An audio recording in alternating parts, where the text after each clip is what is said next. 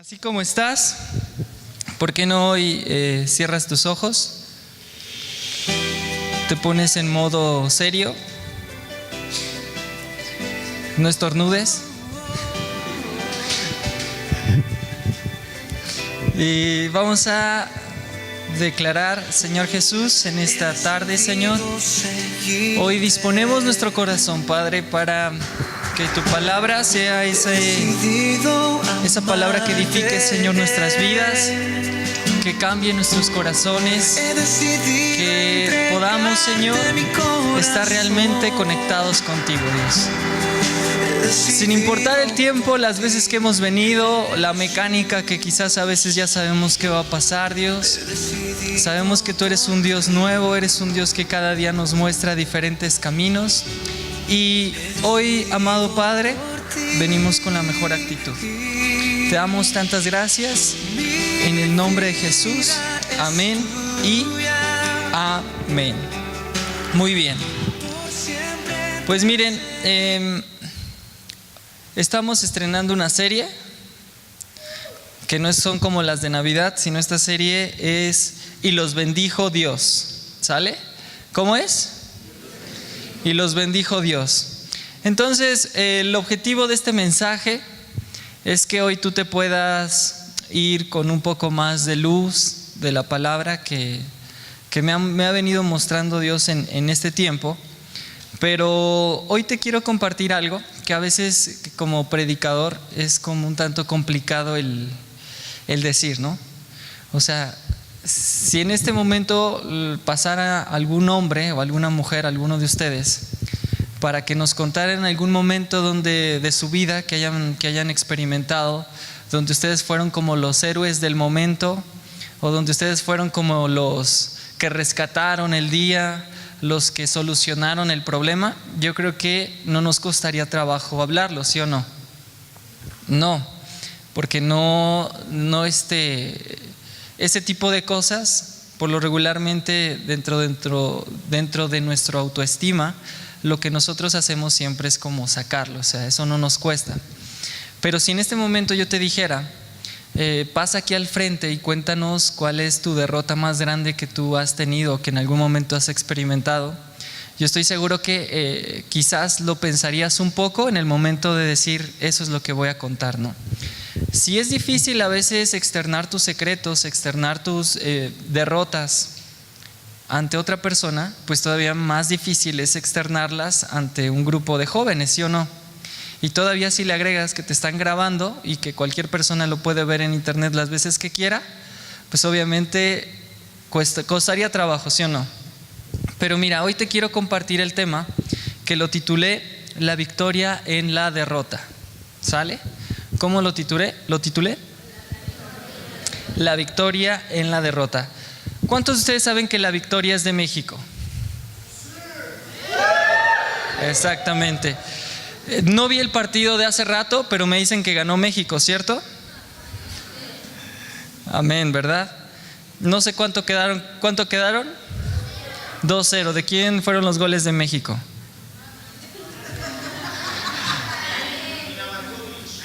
Ok. Yo creo que han de ser nuevos, ¿no? O de alguna ascendencia danesa, porque no suenan como de los seleccionados mexicanos. Pero miren, hoy les quiero hablar sobre la victoria en la derrota. ¿La victoria en qué? En la derrota. Y para esto, esta historia no está fundamentada en alguna caricatura que vi o en alguna serie que vi en esta semana, sino al contrario, está fundamentada en la Biblia. Y está fundamentada en el libro de Jueces. ¿Sale? El libro de Jueces. ¿Alguno de ustedes que me pueda decir quién escribió el libro de Jueces? ¿Un juez?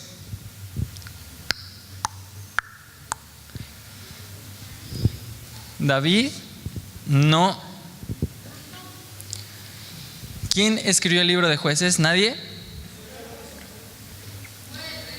Exactamente. Fue Samuel. ¿Sale? Según la tradición judía. Pero miren, hoy quiero que escuchen esto, porque de verdad que cuando yo lo leía es de gran, siempre edifica mi vida, porque esto es como la parte introductoria. No es como te sueltan luego la sopa, sino como que te van enseñando todo. Pero miren, escuchen bien porque de esto se va a tratar el mensaje del día de hoy. Está en la parte de la introducción del libro de Jueces y dice lo siguiente: muchas veces los grandes héroes parecen surgir durante los peores momentos de caos y confusión. Eso es lo que sucede en el libro de Jueces. Aquí, verdaderos héroes y heroínas continuamente responden al llamado de Dios para traer alivio al pueblo de Israel que ha caído en pecado. Una vez que los ejércitos de Josué conquistaron Canaán, las 12 tribus de Israel se instalan en las porciones de tierra que se les había asignado. Durante este tiempo no tienen un rey humano porque Dios es su rey. Sin embargo, estar en esta condición requiere que el pueblo siga y obedezca los mandamientos de Dios, algo que rara vez sucede. Por lo cual rápidamente el pueblo se vuelve infiel a Dios y pone en práctica las costumbres pecaminosas de sus vecinos paganos. Como castigo de su desobediencia, Dios permite que esos pueblos vecinos los opriman. Luego, cuando los israelitas se arrepienten y piden a Dios que los rescate, Él levanta líderes, llamados jueces, de entre ellos para que expulsen a los enemigos. Estos jueces no tan solo derrotan a los enemigos y los expulsan de la tierra, sino que también hacen que los israelitas vuelvan a Dios. No obstante, una y otra vez, después de ser liberados de sus opresores, la gente pierde su celo por Dios y el ciclo comienza de nuevo. Eso es el libro de Jueces, ¿sale? Y mira, la Biblia muestra que en total existieron 15 jueces, ¿sale? ¿Cuántos? 15, exactamente.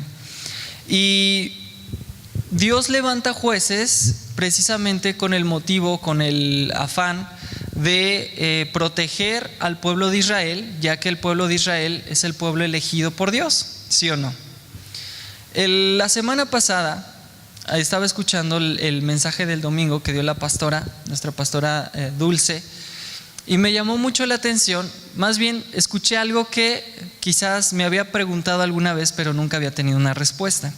¿Alguno de ustedes sabe por qué Dios escogió al pueblo de Israel? ¿Y por qué no escogió a los toltecas? ¿Por qué no escogió a los chichimecas? ¿Por qué Dios escogió al pueblo de Israel? Exactamente, por ser la nación más pequeña. Ahora, ¿por qué Dios escogería una nación pequeña? Exactamente, primero para que Dios se glorificara ante los ejércitos numerosos, de decir cómo este pueblo tan pequeño puede derrotar a naciones más grandes. Y todo es gracias al poder y la gloria de su Dios, en este caso nuestro Dios. Entonces, cuando yo escuchaba esta parte, me daba cuenta de que el pueblo de Israel guarda una historia por sí sola que es muy especial. Lo primero que te comienzan a decir las personas es que es una religión, el cristianismo es una religión que se impuso a nuestra cultura y que nosotros tenemos que seguir ese tipo de hábitos porque fue una conquista, por así decirlo, de las naciones que nos conquistaron, en este caso de los españoles. Pero cuando yo leí esta parte me daba cuenta de precisamente cómo es el ciclo que tiene el pueblo de Israel al ser el pueblo escogido por Dios. Pero el libro de Jueces pareciera que tú lo puedas leer, no sé, en una hora, media hora quizás, pero en sí engloba 480 años de vida, ¿sale? O sea, no es poco, no es ni la mitad de los años de Chabelo quizás, pero sí es realmente grande la cantidad de quizás los años que tiene el Politécnico Nacional, ¿no? 40 o 50 décadas, 480 años. Pero miren, quizás el personaje o el juez más famoso de este libro de Jueces que está en nuestra Biblia, el más famoso quizás pueda ser Sansón, ¿sí o no? Todos hemos visto películas de Sansón. ¿Cómo te pintan a Sansón? Yo me lo imagino algo así como He-Man. ¿Cuántos de ustedes han visto a He-Man? Más o menos yo me imagino cómo esa moda andaba, pero el chiste es que Sansón precisamente representa el juez número 12, ¿sale? Pero algo que me llama mucho la atención en esta parte fue precisamente que el estilo de vida del pueblo de Israel al estar siempre constantemente desobedeciendo a Dios, automáticamente esto generaba un juicio, ¿sale? Y hoy te quiero compartir precisamente eso, que la desobediencia siempre atrae juicio. ¿Qué significa esto? Que cuando tú no caminas bajo los estatutos, los mandatos de Dios, bajo la voluntad de Dios, es muy probable que te vaya mal, ¿sale? ¿Por qué digo que es muy probable y no es 100% probable que te vaya mal? Porque quizás hay veces donde las personas no se dan cuenta que les está yendo mal. Pueden sentir que tienen el mejor puesto de su trabajo, pueden sentir que tienen los mejores ingresos, pueden sentir que tienen los mejores bienes materiales. Y ellos dicen, al contrario, yo cuando me aparté de la iglesia me está yendo mejor, ¿no? Ahora tengo más dinero. Lo que antes yo destinaba para convenciones, ahora lo estoy destinando para mí, ¿no? Ve, ahora traigo un mejor celular, todo ese tipo de cosas. Se los digo porque lo escuché a través de la vida de dos personas. Pero cuando tú comienzas a ver su vida más allá de los bienes materiales, te das cuenta de que aparentemente ellos piensan que les está yendo bien, pero espiritualmente, algo que Dios me ha mostrado en este tiempo es que espiritualmente siempre todo se gesta, o sea, todo lo que vemos en el plano físico, todo lo que hacemos, las reacciones que tienen ciertas personas cuando tú te enojas, cuando pasa un fenómeno, aún así quizás del clima en nuestro país, todo deriva de un plano espiritual, ¿sale? Entonces, el libro de Jueces como tal no es otra cosa más que un libro donde Dios muestra su fidelidad, ¿sale? Y me llama la atención porque Dios muestra su fidelidad en diferentes situaciones, en más de 15 situaciones Dios muestra su fidelidad. Yo estoy seguro que si en este momento la persona, tu mejor amigo, te pide dinero, tú le prestas y no te da y después te vuelve a pedir, yo estoy seguro que tú no aguantarías 15 veces prestarle sabiendo que son 15 veces las que te debes, ¿sí o no? Dirías, no, ¿sabes qué? No tengo dinero, ando muy gastado, no sé, cualquier otra cosa tú podrías argumentar. Pero me llama mucho la atención cómo cuando el pueblo de Dios se arrepiente, Dios siempre le sigue dando, le sigue mandando otro juez, levanta a otra persona. Entonces, aquí se cumple lo que dice 2 de Timoteo 2:13. Si fuéramos infieles, Él permanece fiel. Aquí también se cumple lo que dice en 1 de Tesalonicenses 5:24. Aunque fuéramos infieles a Él, como lo fueron los israelitas, aún Él es fiel para salvarnos y preservarnos. Y en 1 de Juan 1:9. Y perdonarnos cuando buscamos ser perdonados. Entonces, siempre me gusta que cuando leo la Biblia, como yo diría campechanearle, ¿no? Me gusta la historia que viene aquí, pero también a veces me gusta compararlo con casos de la vida real. Así que acompáñenme a ver esta triste historia.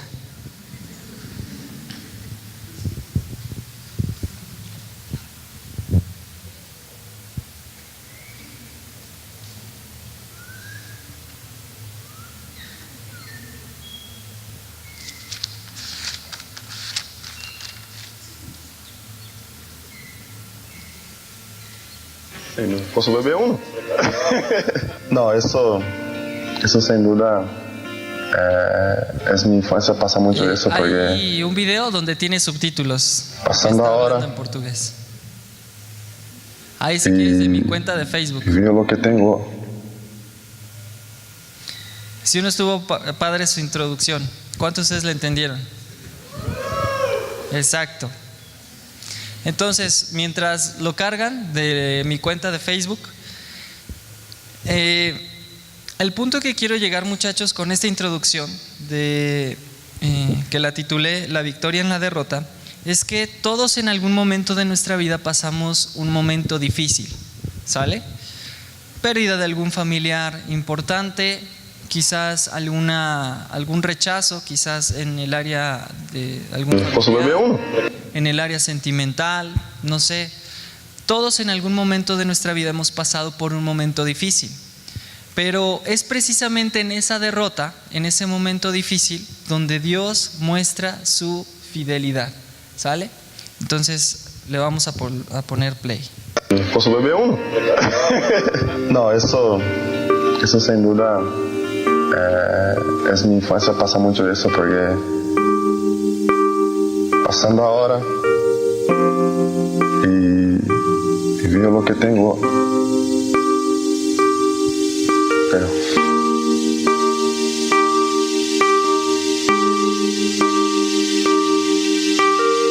cuando pasaba esa mujer,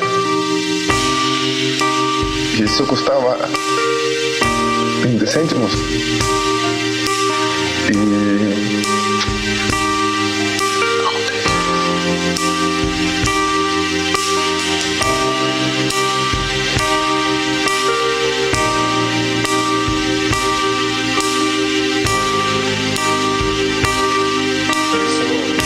costaba 20 céntimos.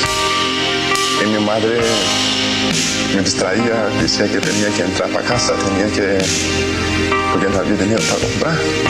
Entonces, a día de hoy, cuando voy a Brasil, que en Brasil es más fácil de comprar eso, en casa todos los días ahí vivo más de 50 todos los días.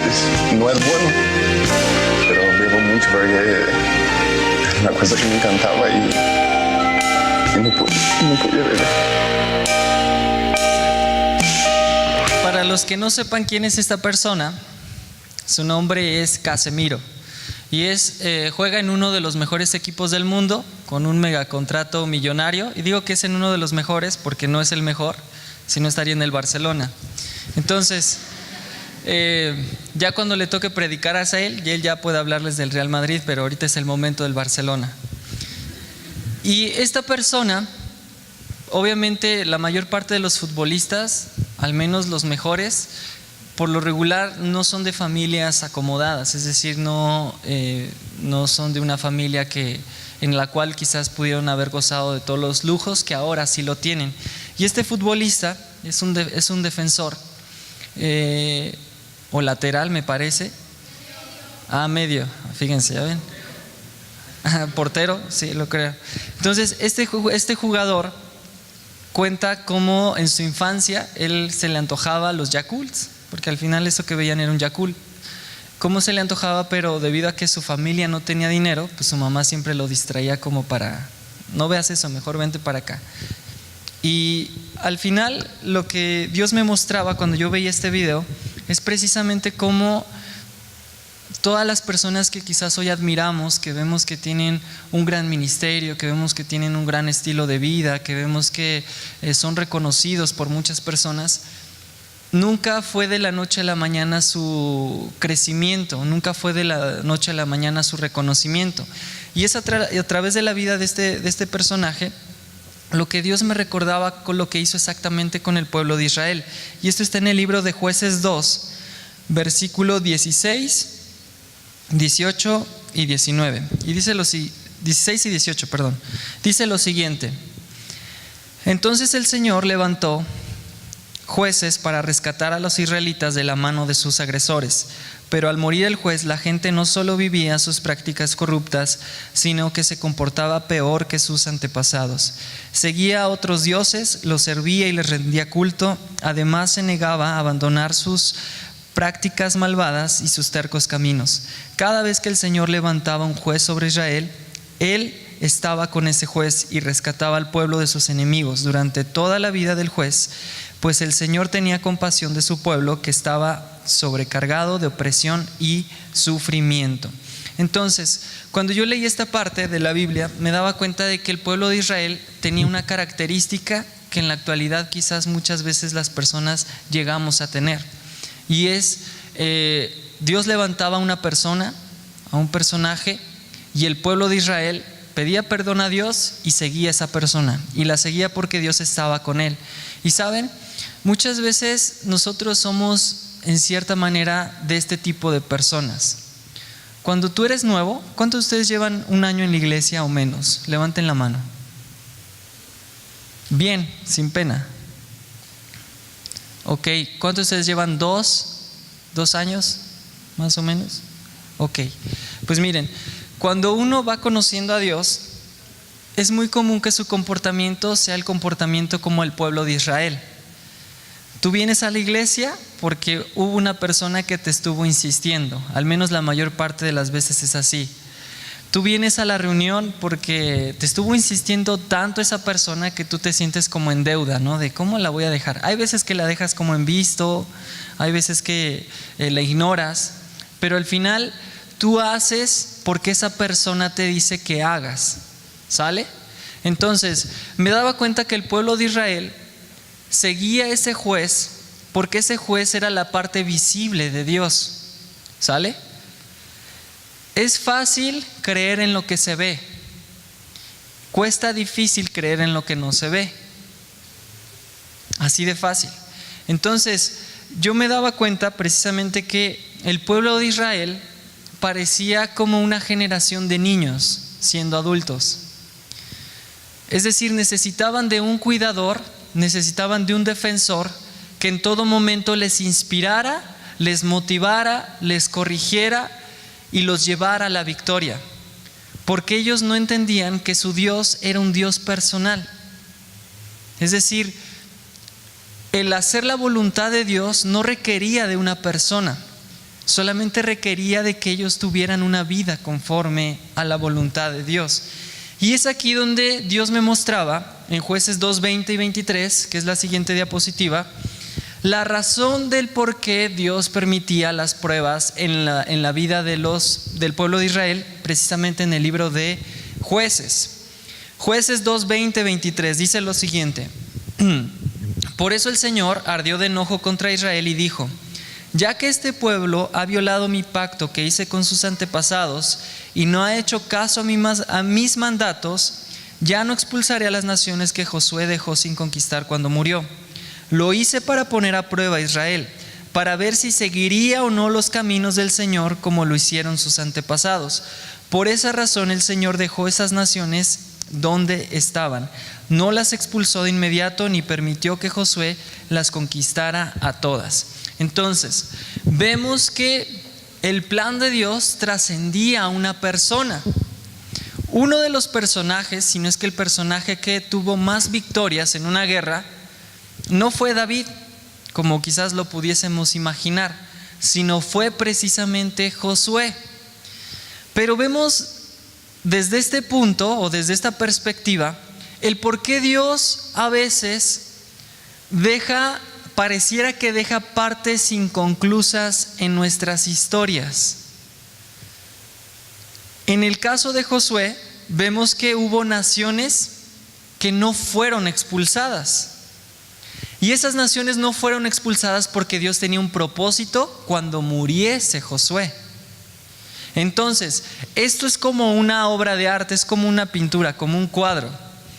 Tú no puedes mirar cuál es el plan de Dios para tu vida si tú no permites dejar actuar a Dios. Es decir, si yo me acercara por completo a este libro, así, obviamente yo no entendería nada de lo que dice. Pero hay momentos donde tú tienes que dejar que pase el tiempo para poder entender qué es lo que Dios te quiere mostrar.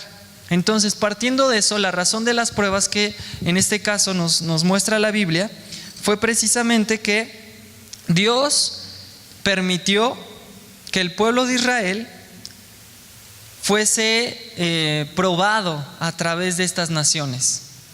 Quería ver qué tan fiel era su corazón. ¿Sale? Entonces, siguiente diapositiva, la titulé La derrota. ¿Es Proverbios? Antes es la derrota, exacto. La derrota. ¿Cómo se llamó la enseñanza? ¿Cómo se llama la enseñanza de hoy?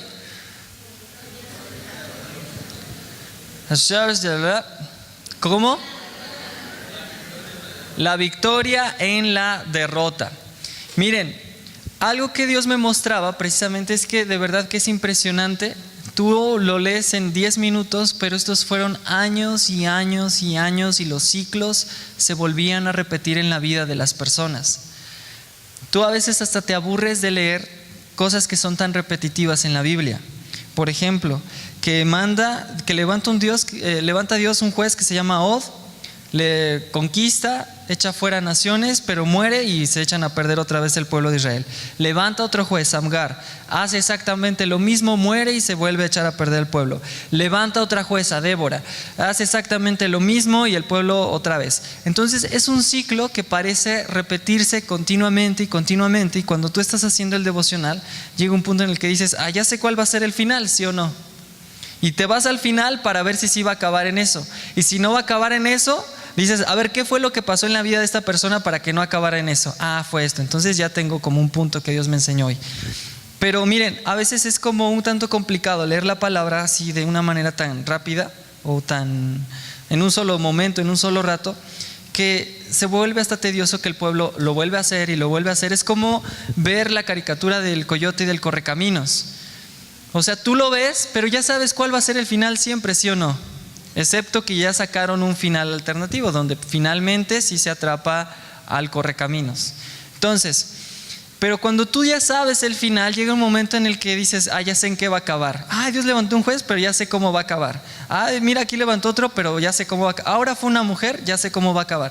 O sea, no importa el género, no importa la edad, no importa de qué tribu era, tú ya sabes cómo va a acabar la historia. Pero aquí lo que me llamaba la atención fue precisamente el poder que tiene la derrota sobre cada uno de nosotros. Honestamente, ¿a cuántos de ustedes les gusta perder? A nadie nos gusta perder. Hay un dicho que ni en las canicas nos gusta perder. Si echáramos ahorita una actividad, un juego, estoy seguro que te gustaría ganar porque es parte de la naturaleza del hombre el querer ganar. Pero la derrota es algo que a nadie nos gusta pasar. Es algo a lo que a nadie de nosotros nos gusta atravesar. Pero tiene algo la derrota que no vas a encontrar en otra área de tu vida. Y es precisamente por eso le puse la victoria en la derrota.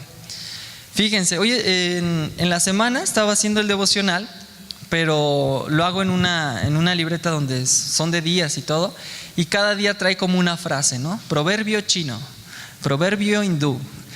No es de versículos, son como de proverbios. Y este lo dijo tal presidente, y esta frase lo dijo Benito Juárez, y así, ¿no? Y cuando yo estaba haciendo el devocional, me llamó la atención algo que decía Saramago. Se los voy a leer, no crean que yo lo inventé. Dice, la derrota tiene algo positivo, nunca es definitiva. ¿Amén? La derrota tiene algo positivo, nunca es definitiva. En cambio, la victoria tiene algo negativo, jamás es definitiva. Cuando yo leía esto, pues obviamente tú lo pones a ojos o a tela de luz a través de la palabra, y me daba cuenta que esto es real. O sea, tú no porque fuiste a tu encuentro significa que vas a permanecer de por vida con Dios. Tú no porque conquistaste Colombia significa que ya jamás te vas a apartar de Dios. Es decir, las victorias no son eternas, excepto la que Dios nos ha dado. Pero en la tierra, en tus fuerzas, en lo que hacemos día a día, tu victoria no es una victoria eterna, tiene una temporalidad. Hay victorias que quizás tú las tienes grabadas, pero hay otras victorias que quizás no fueron tan importantes y que tú ni siquiera te acuerdas. No sé si sea el único al que le pasa esto, pero hay momentos de la secundaria o momentos tú de tu primaria, de lo que tú quieras, que todavía recuerdas porque fue una victoria para ti, pero nadie más la pela, ¿no? Porque dices, yo sabía la respuesta. Es más, aún recuerdo, el maestro preguntó qué significa, de qué están compuestos las personas, chomps. Y yo dije todos los elementos, ¿no? Y eso lo tengo tan claro, lo tengo tan grabado. Pero si en este momento juntáramos a todo tu salón de la secundaria y les preguntáramos, ¿te acuerdas cuando el maestro dijo esto? No. Solamente tú lo tienes atesorado, ¿sí o no? Y como esos casos, yo estoy seguro que cada uno de ustedes en este momento está acordando de alguna victoria, ¿no? Que quizás el maestro dijo, al único que sepa la respuesta a esta pregunta está exento. Y eso lo tienes tan claro, esa respuesta jamás la vas a olvidar, ¿no? Pero sabes, salud, pero sabes, las derrotas a veces sí se nos quedan grabadas, a veces las queremos olvidar, no queremos recordarlas, pero siempre tienen algo positivo, y es precisamente que una derrota no va a determinar el futuro de tu vida, a menos de que tú así lo quieras. Entonces, hay un grupo musical que a mí me gusta mucho, se llama De Luz y son colombianos. Este grupo musical, me llamó la atención un testimonio que ellos dieron, que lo titularon La oportunidad de mi vida, así que paren oído. Dice, esto lo escribió uno de los vocalistas de ese grupo. Dice, hace algún tiempo atrás, estudiando en la universidad, mi carrera como músico, se me presentó lo que para mí en ese momento creí la oportunidad de mi vida. Estaba muy emocionado y me preparé mucho para esa gran oportunidad. El día de la audición estaba tan nervioso que se me había olvidado lo que iba a tocar. Finalmente presenté la audición y el salmista me dijo que le iba a tomar un día a decidir quién sería su pianista. Sinceramente, anhelaba mucho ganar esa audición. Fue algo que le pedí al Señor. En mi mente estaba seguro de estar listo. A diferencia de lo que creí, su respuesta fue un no. Pero gracias, sigue estudiando. Fue un golpe emocional muy duro, mi autoestima fue muy afectada, sentía que estaba perdiendo mi tiempo con la música, creyéndole a un Dios que a veces dice que no, sin darme una explicación al respecto. Sin saberlo, estaba entrando en un proceso que iba a formar mi carácter y me estaba preparando para lo que Dios en realidad quería darme. Yo no lo sabía. Lo cierto fue que decidí esperar en Dios, confiar en Él y aceptar ese proceso. Fue muy difícil. Un tiempo después, apenas terminé mi carrera universitaria, recibí una llamada de un gran amigo que me invitaba a ser parte de la producción musical de un salmista que admiraba mucho. Cuando me quise dar cuenta, ya formaba parte de su ministerio. Empecé a viajar por todo el mundo, llevando el mensaje de salvación de Cristo y siendo un referente para muchos músicos cristianos. Un referente en el piano, yo que un tiempo atrás había pensado en dejar todo el tema de la música y el servicio a Dios. Ese no de Dios abrió una puerta mucho más grande de la que yo estaba pidiendo sin saberlo. Todo esto formó parte de un proceso con el que hoy puedo testificar de la fidelidad de Dios. Puede que no lo entienda en su momento, puede que sea muy duro, que duela, que llores, que no estés de acuerdo, pero sé que es lo mejor para ti como lo fue para mí. ¿Quieres lo que Dios tiene para ti? ¿Estás dispuesto a aceptar el llamado de Dios? ¿Aceptas el proceso de Dios? Te aseguro que si tu respuesta es un sí, vas a comprobar cuál es la buena voluntad de Dios, agradable y perfecta. Romanos 12, 1 y 2. Cuando yo leí esta parte me llama mucho la atención este testimonio, no solamente porque me gusta la música de este grupo como tal, sino porque me he dado cuenta que esta historia es como la historia que muchas veces nos pasa a todos nosotros, como una noticia trágica, una noticia de la derrota, una noticia donde parece que esto no va a acabar, donde quisieras no estar experimentándolo, quisieras poder dormir tranquilamente, que no te despierte ese pensamiento, diferentes situaciones, ¿no? Circunstancias que a veces nos pasan. Pero algo que nosotros podemos ver es precisamente que la derrota nos ayuda a buscar a Dios. Es triste a veces decirlo, que cuando la estás pasando mal es cuando más buscas a Dios. Y cuando la estás pasando bien, quizás hasta te olvidas, por ejemplo, de venir a orar. O oras no con el mismo fervor como lo haces cuando estás en plena derrota. Pero sabes, hoy te quiero decir algo, que las derrotas tienen algo que no tienen las victorias, y es precisamente que gracias a las derrotas es como nosotros maduramos. Gracias a esos momentos que no nos gustaría pasar ni vivir, es como nosotros aprendemos a crecer. Y el pueblo de Israel quizás no lo entendió a la primera, porque cuando estaban mal clamaban a Dios, se arrepentían y Dios mandaba a alguien. Pero ellos sabían que Dios iba a restaurar, que Dios iba a volver a edificar, que Dios iba a volverlos a conquistar. Pero sabes, en Jueces 2:23 dice: por esa razón el Señor dejó esas naciones donde estaban, no las expulsó de inmediato ni permitió que Josué las conquistara todas, porque Dios tenía un plan para ellos, y era precisamente formar el carácter. ¿A cuántos de ustedes les gustan que los truenen su novio o su novia? ¿A cuántos de ustedes les gusta eso? ¿A cuántos de ustedes les gusta que sus papás quizás estén separando? ¿A cuántos de ustedes les gusta que los hayan reprobado en el semestre? Que no hayan quedado en la carrera que ustedes habían elegido, en la preparatoria que ustedes hayan elegido. ¿A cuántos de ustedes les gusta vivir ese tipo de cosas? Estoy seguro que a nadie nos gusta experimentarlo, porque viene temor, viene incertidumbre. ¿Qué voy a hacer? Quizás yo no sirvo para la escuela, no soy una buena persona, no soy inteligente, porque veo como todos mis mejores amigos sí quedaron y yo no quedé. Es decir, a veces tú te sientes como la persona menormente capacitada. Y sabes, déjame decirte algo, si tú sientes que estás en esa condición o has pasado por esa condición, déjame decirte que tú eres el Israel que Dios quiere levantar. Tú eres el Israel que Dios quiere levantar para mostrarle a todos los demás su poder, su gloria y cómo Él puede levantar a aquellos que parece que no tienen esperanza. Siguiente video, Asa, por favor.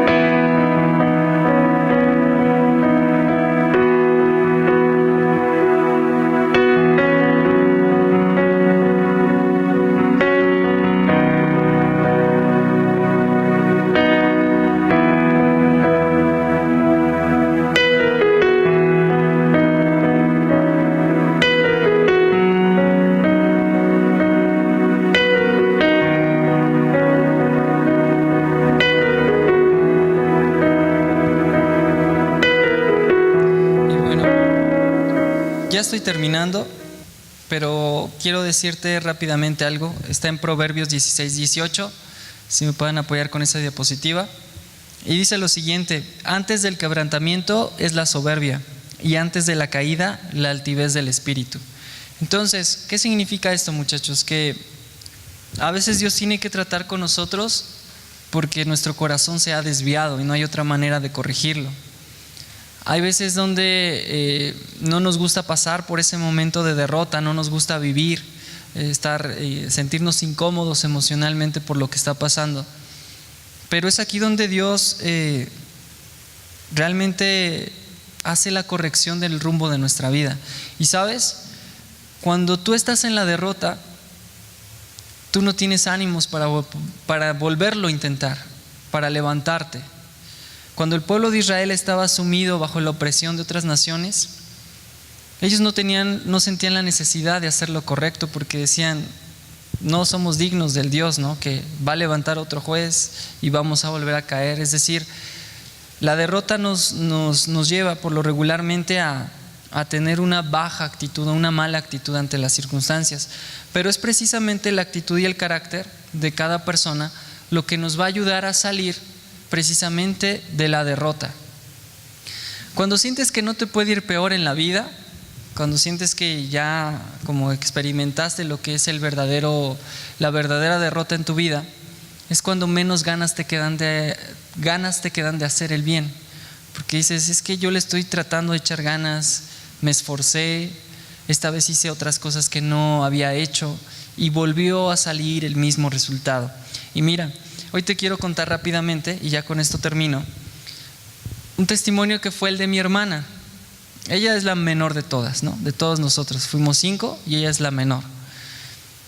Y por lo regular, nuestros papás siempre nos enseñaron el ser los mejores en la escuela. Siempre fue así como de, tú tienes que, era como una ley tener diploma, ¿no? Y más en la primaria en aquellos tiempos, no sé si todavía siga siendo. O sea, todos llevábamos diplomas a casa, primer lugar, segundo lugar, primer lugar. Y siempre cada año había diplomas, ¿no? Pero mi hermana, la menor de todos, ella siempre fue como la que quizás solamente 2 años obtuvo un diploma. Después fue como tipo promedio de cualquier grupo. El problema con ella fue de que en aquel entonces pues no se comenzó a sentir mal porque no tenía buenas calificaciones. Y es aquí donde la actitud y el carácter comenzó a menguar a través de su vida. Comenzó a hacer cosas que no hacía. Comenzaba a asistir a fiestas. De todos los hijos, quizás fue la única que en algún momento llegó alcoholizada a la casa. Entonces fue como el caso más extremo de todos los hijos, de todos mis hermanos, de alguien que no lograba como cumplir las expectativas. Obviamente esto le pegó muy fuerte emocionalmente, le pegó muy fuerte. Ella buscaba sacar todo este tipo de presión, todo este tipo de cosas a través del alcohol, de diferentes cosas. Pero lo que me llama mucho la atención es que ella intentó 3 o 4 veces entrar a la licenciatura o licenciatura en arquitectura, no sé si ingeniería. Intentó entrar en arquitectura en el TEC de Pachuca y todas las veces fue rechazada. Entonces era como golpe tras golpe y espérate otros 6 meses y otro golpe, y prácticamente era una vida de derrota. Entonces ella dice, no, yo creo que ya no voy a intentar arquitectura, me gustan mucho los animales, voy a estudiar medicina veterinaria. La única diferencia es que esa carrera no está en Pachuca, está en Tulancingo. La acompañé ese día de su examen y yo le dije, Miri, te va a ir muy bien, yo sé que esta es la carrera que Dios tiene para ti, échale muchas ganas. Comencé a declarar cosas sobre su vida, ¿no? Y pues ella estaba emocionada porque quería realmente estudiar una licenciatura. Yo creo que era la última llamada que ella tenía para tener un título universitario. Y saben, justamente en aquel tiempo fue cuando yo venía y ella tenía que venir a estudiar, y se daba la situación de que los dos veníamos a Tulancingo, yo por la iglesia y ella por la escuela. Pero al punto que quiero llegar, muchachos, con esto es que ella en la universidad mostró algo que nadie de nosotros mostró, y fue precisamente el carácter. Había días en los que no dormía absolutamente nada, porque ustedes saben que aunque sean animales, tienes que aprender medicina. Días en los que no dormía nada, todo el tiempo se la pasaba en la computadora. Inclusive había veces en donde no podía venir a la reunión porque estaba todo el tiempo en la computadora. Llegaba y estaba haciendo tarea. Llegaba yo de la reunión y ella estaba encerrada en su cuarto haciendo tarea, y todo el tiempo haciendo tarea. Y de verdad que ella logró terminar la carrera, logró titularse. Pero de verdad que los más impactados fuimos todos nosotros, porque cuando yo me daba cuenta que cuando tú estás en la derrota es tu oportunidad para mostrar tu carácter, es tu oportunidad para salir a flote, es tu oportunidad para tratar de hacer mejor las cosas. Y gracias a esa actitud que tú muestres, a esa fuerza que tú lo intentes, es como tú vas a poder perseverar. Yo estoy seguro que cuando el pueblo de Israel se perdía, se dice muy fácil leer la palabra y ver que dice que el pueblo se perdió, que adoraba a otros dioses. Se dice muy fácil ver cómo otras naciones lo oprimían, pero es muy diferente cuando quizás tú lo puedes ver. En México no vivimos todavía bajo el sistema de alguna esclavitud como quizás sí lo pudieron haber vivido en aquellos tiempos, pero al punto que quiero llegar es que la derrota tiene algo que la diferencia de la victoria. Y es precisamente esa oportunidad para mostrar tu carácter, esa oportunidad para mostrar tu correcta actitud. Y sabes, gracias a través de la palabra es como nosotros podemos mostrar ese carácter. No sé si te ha pasado que te pasa tienes un día malo, desastroso, que tú sabes que la has regado, que has cometido errores, pero lo único que te da paz es leer la Biblia.